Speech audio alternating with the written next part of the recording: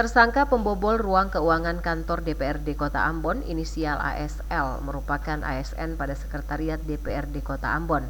Tersangka dijerat pasal 363 ayat 1 ke 4 KUHP dengan ancaman hukuman 7 tahun kurungan. Setelah mendapatkan informasi raibnya dana reses anggota DPRD Kota Ambon pada Senin lalu senilai 117 juta rupiah, Polresta Ambon bergerak cepat. Tim identifikasi langsung turun dan melakukan olah TKP.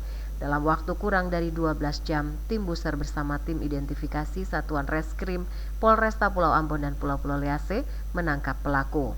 Dari hasil curian, tersangka membeli sepeda motor. Polisi menyita uang sisa hasil curian senilai 72 juta rupiah.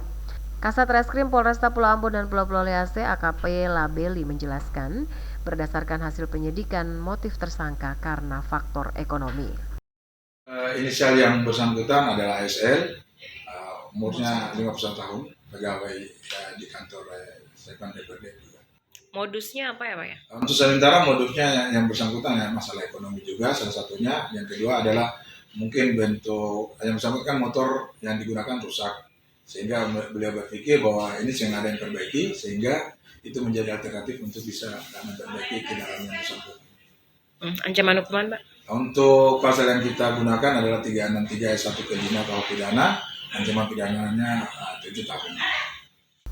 Tim penyidik saat ini sementara melengkapi berkas kasus pembobolan di ruang keuangan DPRD Kota Ambon untuk dilimpahkan ke pihak jaksa. Christine Sipahelut Kurniawan melaporkan.